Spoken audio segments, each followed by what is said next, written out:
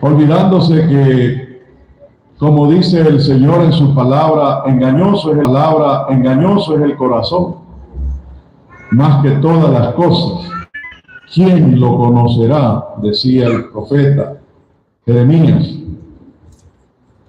Y eso lo llevó a alejarse de Dios, a apartarse de Dios, a seguir por otro rumbo, por otra senda, por otro camino diferente al que Dios les había mostrado, al que Dios les había indicado.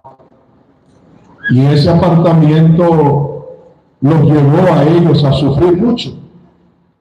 Hasta el día de hoy se pueden ver las consecuencias de ellos haberse apartado de Dios y haber puesto oído sordo al consejo de Dios que Dios les hablaba a través de sus profetas. Y decía, ay de los hijos. Ese ay, ¿qué significa ese ay? Ese ay significa dolor, sufrimiento. Porque eso es lo que trae el apartarse de Dios, vergüenza, tristeza. Y al final de todo, la condenación eterna, el castigo eterno que le espera al pecador que no se arrepiente. Porque como bien decía nuestro hermano ministro, nosotros somos pecadores, pero pecadores arrepentidos. Nos hemos arrepentido de aquella vida de pecado en la cual vivíamos lejos del conocimiento de Dios. Ya no vivimos esa vida entregada al pecado, entregada al servicio del enemigo, que es el que quiere que nosotros pequemos contra Dios para nuestro propio mal, para nuestra propia destrucción. Decía el profeta Jeremías, allá en Jeremías en el capítulo 2, tu apartamiento, dice, te condenará, tu maldad te castigará. Jeremías 2:19. Tu maldad te castigará y tu apartamiento te condenará. ¿Sabes pues, iré cuán malo y amargo es tu dejar a Jehová tu Dios y faltar mi temor en ti, dice el Señor Jehová de los ejércitos? Mire, lo que acarrea al hombre, el apartarse de Dios, el dejar el camino del Señor, el dejar la senda estrecha.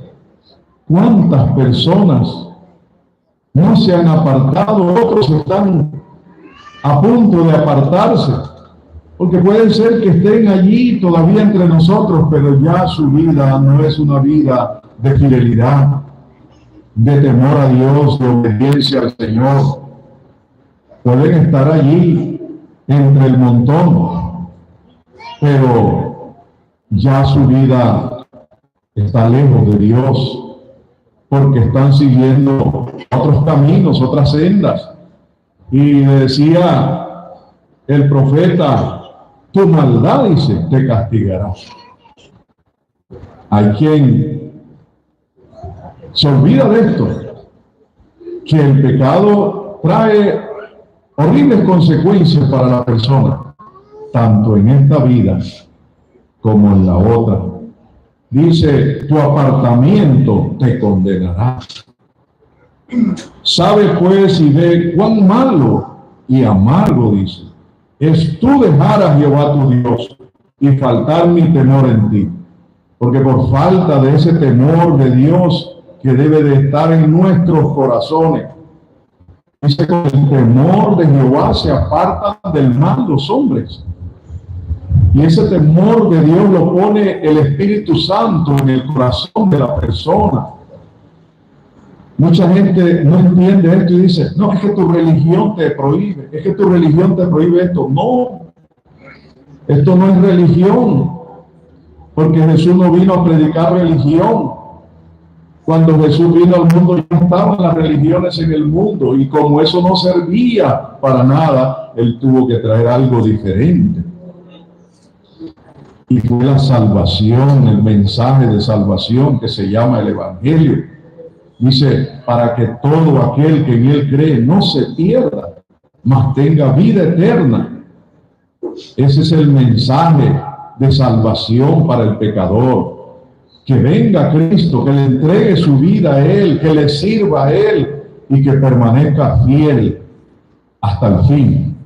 Porque solo dice el que perseverare hasta el fin, este será salvo. Pero perseverando no como nosotros queremos, como nosotros pensamos, sino como dice el Señor, a los que perseverando en bien hacer, buscan gloria, honra e inmortalidad, dice la vida eterna. Pero por falta de temor, la persona hace cosas que le parece que están allá en el mundo y que nadie las ve, pero que hay un Dios que todo lo sabe y que todo lo ve, y que por eso hay un día, un juicio. La persona es. Ahora, si la persona se arrepiente ahora que tenemos tiempo, Él nos perdona. ¿Cuántos creen que Él nos ha perdonado? Para eso fue que Él dio su vida. Para eso fue que Él se entregó, para perdonar nuestros pecados. Todo aquel que se rinde al Señor, todo aquel que le entrega su vida a Él, el Señor lo perdona. Dice, y no se acuerda más de nuestras iniquidades. Hay un versículo por acá, por los hebreos, ¿verdad?, donde nos habla de esta palabra. Gracias al Señor. 10, 16, 17. Amén. Y este es el pacto que haré con ellos después de aquellos días, dice el Señor. Daré mis leyes en sus corazones y en sus almas las escribiré. Añade, nunca más me acordaré de sus pecados e iniquidades. Nunca más. Nunca más, cuando usted se rinde a Jesús, cuando el Señor a usted lo perdona, porque usted se arrepiente, confiesa a Dios su pecado, le recibe en su corazón, le promete serle fiel, el Señor borra todas nuestras iniquidades, borra todos nuestros pecados. Esa es la grandeza de la gracia de Dios. Por eso es que el Señor nos habla, ¿verdad?, que cuando entró la ley, el pecado, dice, creció. Pero tuvo que haber algo más fuerte que el pecado. Porque el pecado es algo horrendo ante los ojos de Dios, algo abominable ante los ojos de Dios. Y por el pecado es que vemos todo lo que el mundo vive, sufre y padece. Hasta la muerte física vino por causa del pecado. Pero tuvo que haber algo más fuerte que ese pecado. Y esa es la gracia de Dios. Jesús tuvo que sufrir tanto por tu pecado y por el mío. Todo ese dolor, todo ese sufrimiento, todo ese padecimiento que Él llevó, muestra la gravedad de nuestro pecado ante los ojos de Dios. Y por eso Él tuvo que sufrir todo ese tormento, todo ese dolor, todo ese escarnecimiento, todo ese vejamen por causa de nuestro pecado. Pero entonces allí fue donde se manifestó la gracia. Y por eso es que dice, aunque el pecado creció, entonces dice que sobrepujó la gracia. Y por esa gracia que sobrepujó, es que no importa lo que nosotros hayamos hecho lejos de Dios. No importa la gravedad de nuestro pecado cuando no conocíamos al Señor. El Señor nos perdona. El Señor nos limpia. El Señor nos justifica. El Señor nos santifica.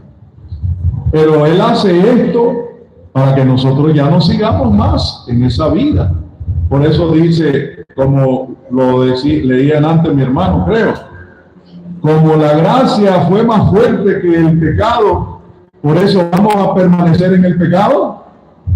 De ninguna manera, dice el Señor, de ninguna manera, porque los que somos muertos, ¿cómo vamos a seguir viviendo en él? Leamos.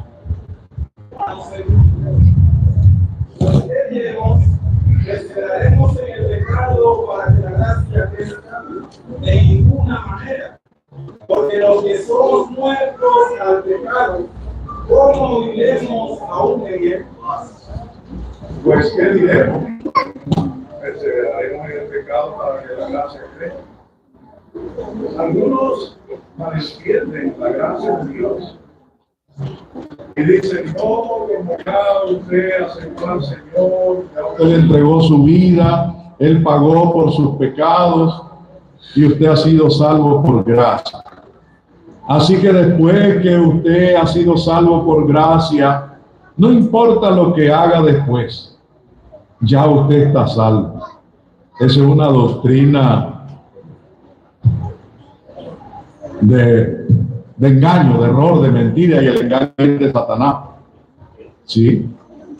Porque nosotros no podemos pretender que como somos salvos por gracia, eso nos da libertad para seguir viviendo en el pecado. No, por eso es que dice el Señor, por el apóstol, en ninguna manera dice, porque los que somos muertos al pecado, mire, muerto, cuando se muere a algo es que ya eso no existe, no debe existir en nosotros. Dice, somos muertos al pecado. ¿Cómo dice vamos a seguir viviendo en él? Entonces, es bonita la salvación. Es bonito haber sido participante de la gracia de Dios. Pero hay que cuidar la salvación. Hay que apartarse del pecado. Hay que huir del pecado. Porque el pecado es para muerte. El pecado, dice, siendo cumplido engendra muerte. Entonces, sabiendo que ahí está la muerte, ¿qué tenemos que hacer? Vivir, apartarnos del pecado, ya no seguir más en el pecado. Ahora bien, hay que entender algo respecto a esto, porque no se puede hilar tan delgadito tampoco y vayamos nosotros a cerrarle la puerta de la salvación a alguien que quiera buscar la misericordia de Dios, pero ya eso está en la potestad de Dios y en la humillación de la persona, ¿verdad? Ya esa es cuestión de Dios con él. Y nosotros los que estamos luchando tenemos que reconocer que hay faltas en nosotros, ¿sí? Hay faltas en nosotros, ya no vivimos en esos pecados de muerte, fornicación, borrachera, brujería, crimen, robo, esas cosas abominables, pero sí ofendemos a Dios cuando creen, sí lo ofendemos. Pero ¿qué tenemos que hacer? Cuando ofendemos, reconocer, ¿verdad? Y pedirle a Dios perdón. Pedirle perdón al Señor. Perdóname, Señor. Limpia mi corazón. Sé propicio de mí. ¿Verdad? Confesar al Señor aquello en lo cual hemos ofendido. Porque Primera de Juan nos dice algo, ¿verdad? Que no debe agarrarse como para darnos libertad, que vamos a seguir viviendo en el pecado. Ya no vivimos en el pecado, pero sí en un momento dado podemos ofender a Dios, podemos faltarle a Dios. El hombre del mundo vive y practica diariamente el pecado, está metido dentro del pecado. Su vida es una vida pecaminosa, desde que se levanta hasta que vive en el pecado, entregado al pecado. Ya nosotros no, por eso dice, ya no reine más el pecado en vuestros corazones. Y algo que reina es algo que está allí posesionado, enseñoreado de nuestras vidas y que nos tiene cautivos, nos tiene esclavizados, nos tiene sometidos, ¿verdad? Ya no reina más el pecado. Pero si nosotros ofendemos al Señor en algo, tenemos que ser sinceros y humillarnos y reconocer que hemos pecado, que hemos ofendido al Señor, una ira, una mentira, un mal pensamiento, una acción incorrecta, que sabemos que eso trabaja mucho, ¿verdad?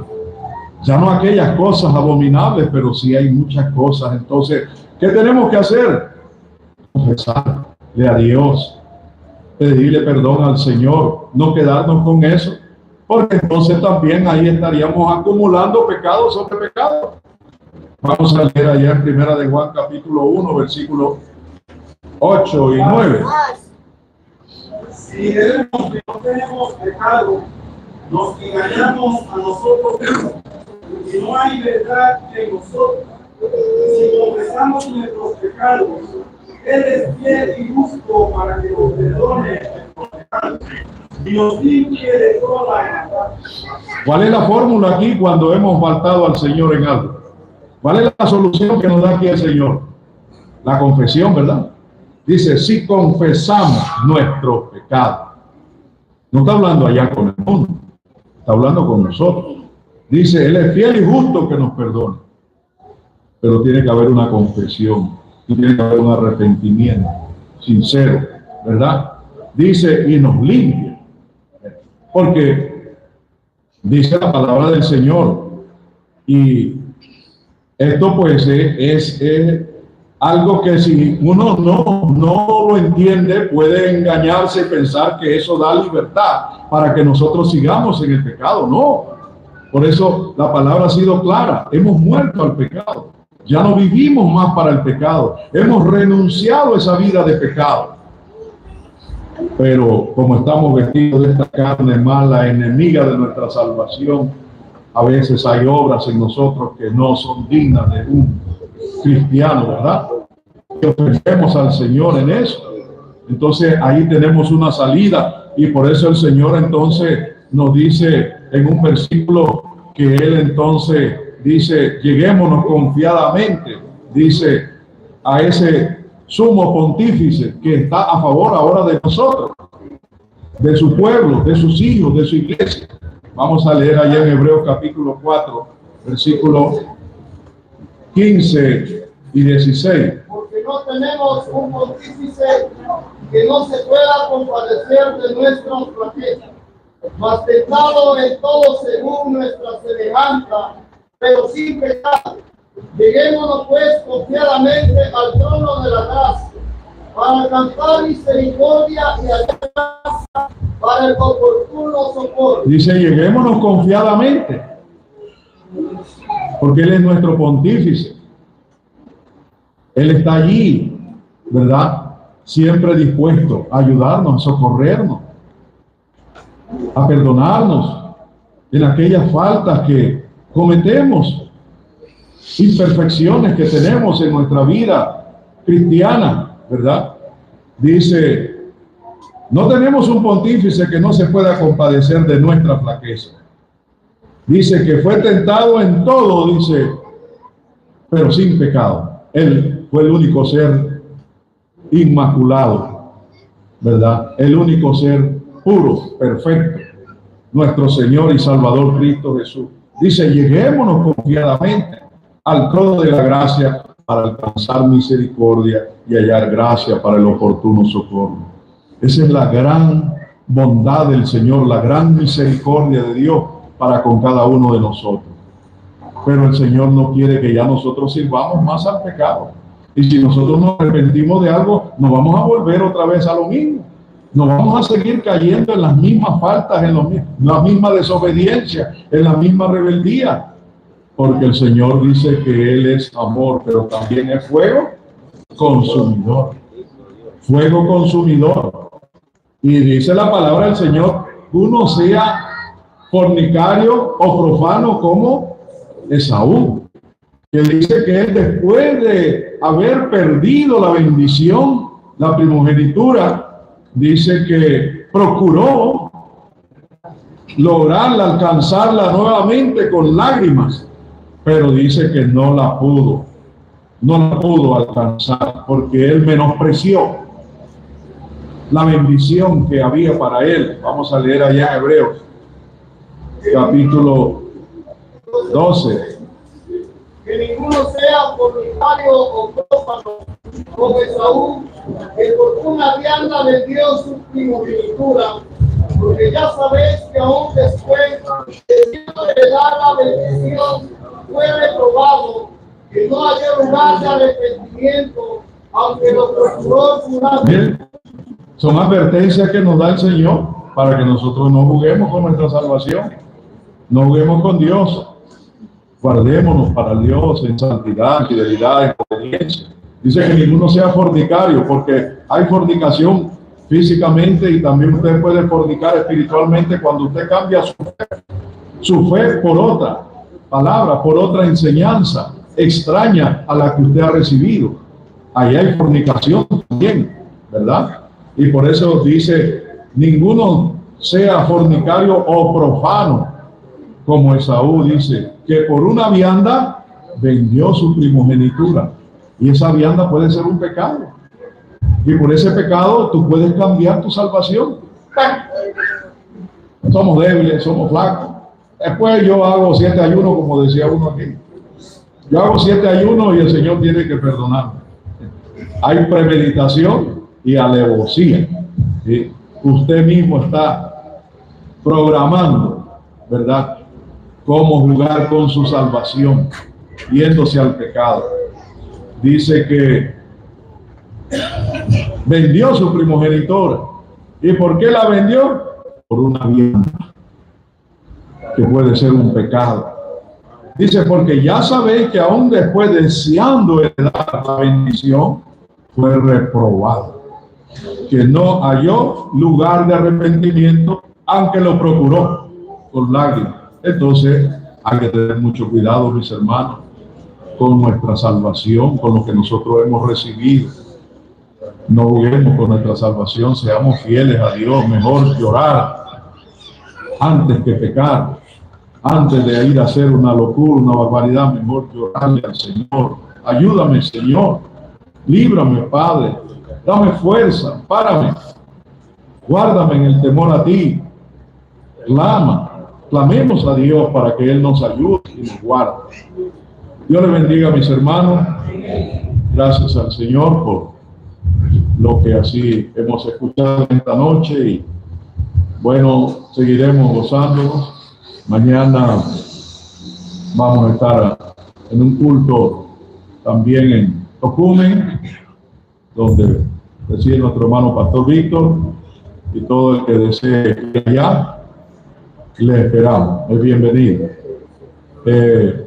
Y luego el día viernes estaremos reunidos en la fiesta de consagración que tenemos todos los años allá en Burunga. Estaremos el viernes en la noche, el sábado en la mañana y el sábado